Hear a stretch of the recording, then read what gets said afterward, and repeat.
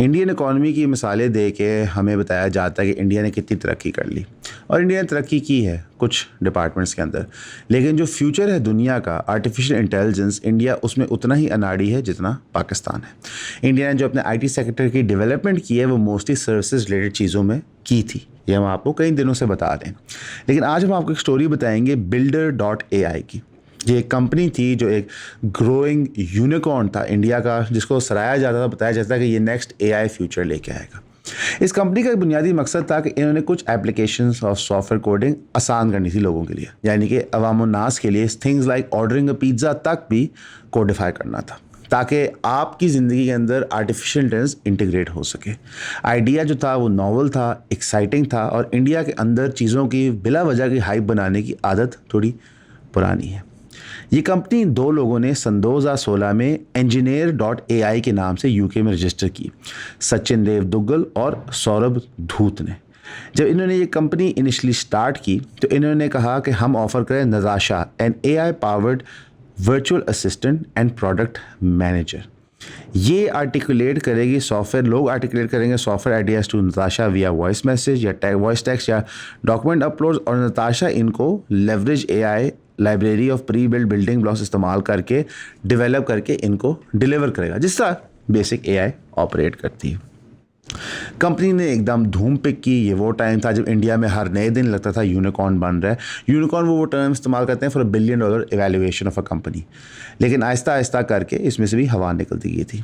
लेकिन इसकी initial round of funding के अंदर इसको मेजर फाइनेंशियल प्लेयर्स ने बैक किया था, like Microsoft, Qatar investment authority, inside partners और सॉफ्टबैंक।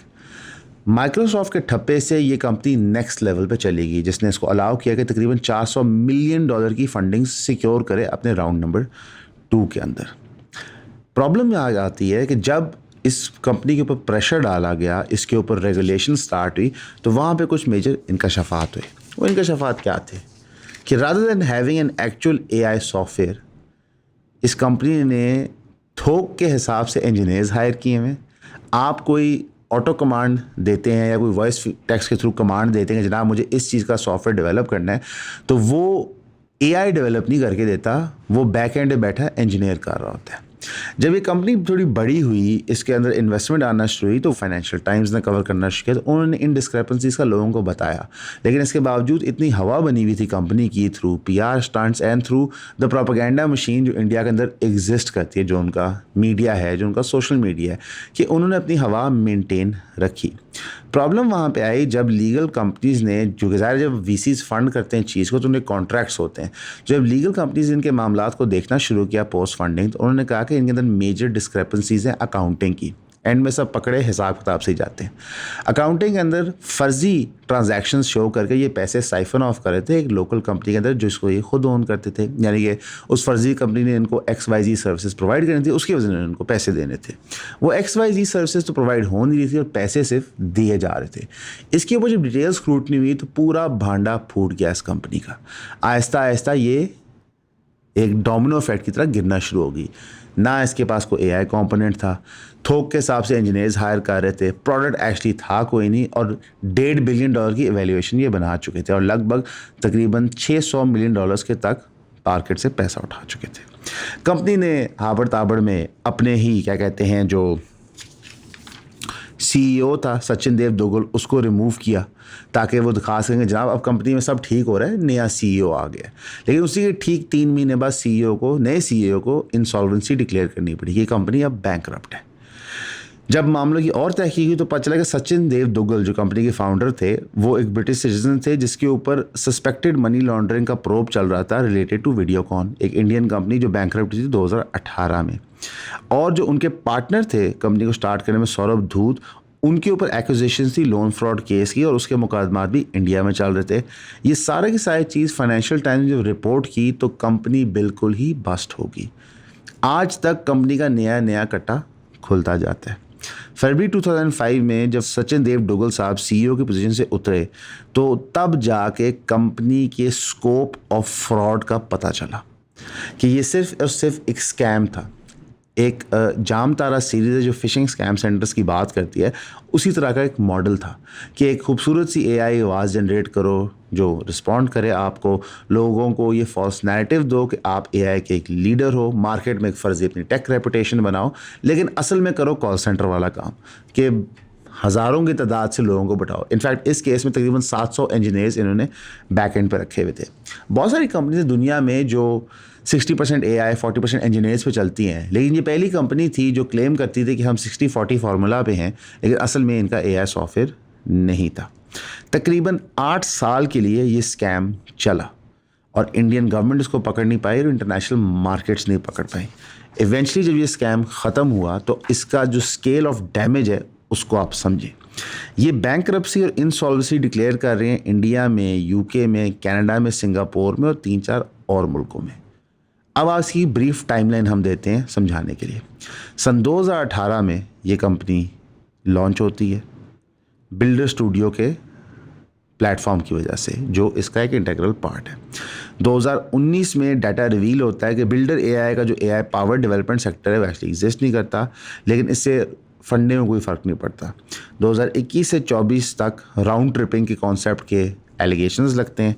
2023 में कंपनी अपनी पीक एवेल्यूएशन और पीक फंड्स की तरफ जाती है, माइक्रोसॉफ्ट उसको इंक्लूड करता है, पर इवेंचुअली फरवरी 2025 तक कंपनी अपना बोझ नहीं ले सकती और जून 2025 में कंपनी अख्ताम को पहुंच जाती है। कंपनी के जितने भी एसेट्स थे जो कैश की मद में थे वो तो सारे इंडिया में सीज हो गए, लगभग $37 मिलियन। जितनी आउटस्टैंडिंग पेमेंट्स हैं वो प्रॉब्ली उनके जो इमूवेबल कमोडिटीज़ हैं, जिस तरह लैपटॉप्स हो गए, प्रॉपर्टीज़ होगी, ऑफिस बिल्डिंग स्पेसेस होगी, वो उनमें एडजस्ट होगी। लेकिन कतर फाउंडेशन ने जिसमें इन्वेस्टमेंट की थी $250 मिलियन की, वो कम्प्लीटली लूज़ हो चुकी है। इससे आपको समझ क्या आता है कि जितना प्रोपेगेंडा करें आप किसी चीज़ के बारे में तो उसकी फ़र्जी वैल्यू और औकात तो आप बढ़ा लेते हैं। जैसे इंडिया कुछ सालों के लिए विश्व गुरु अपने दिमाग में बना हुआ था, जिस तरह बिल्डर एआई एक $1.5 बिलियन का यूनिकॉर्न बना हुआ था, लेकिन इवेंचुअली मामला गिर जाता है। इसमें पाकिस्तान के लिए भी सीखने की एक मिसाल है कि अभी इंटरनेशनल पजीराई जो हमें मिली हुई है, जो हम जंग जीतने के नशे में हैं, उससे हमें बाहर निकलना होगा क्योंकि ये टेम्परेरी है। Long term planned economic growth necessary है। इंडिया का जो हमने आईटी बूम देखा है वो प्लान था सर्विसेज की हद तक।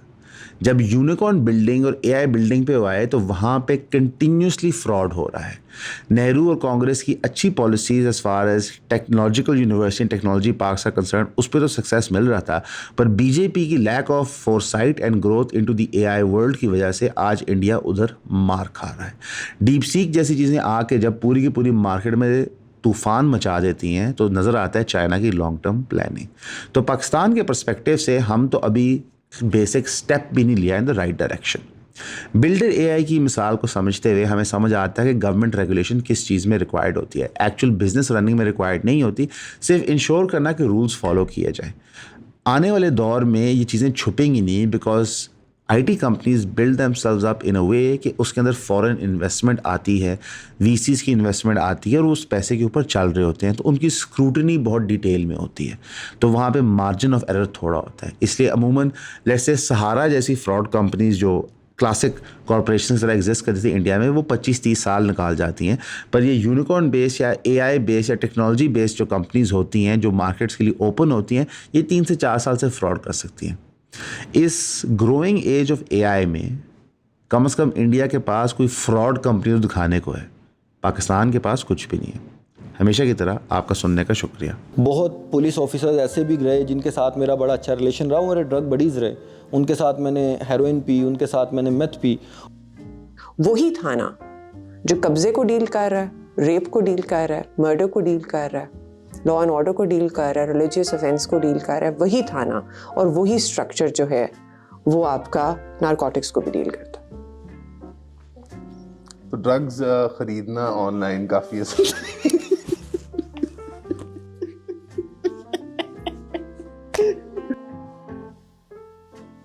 दरिया को कूजे में कैसे बंद करूं?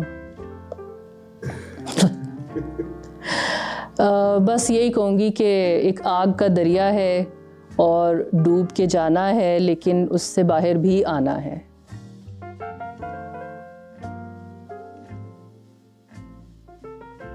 कौन सा वाला सच बोलना? हाँ कुछ ज्यादा ही सच ना निकला है, बाद में सेंसर करने पड़े।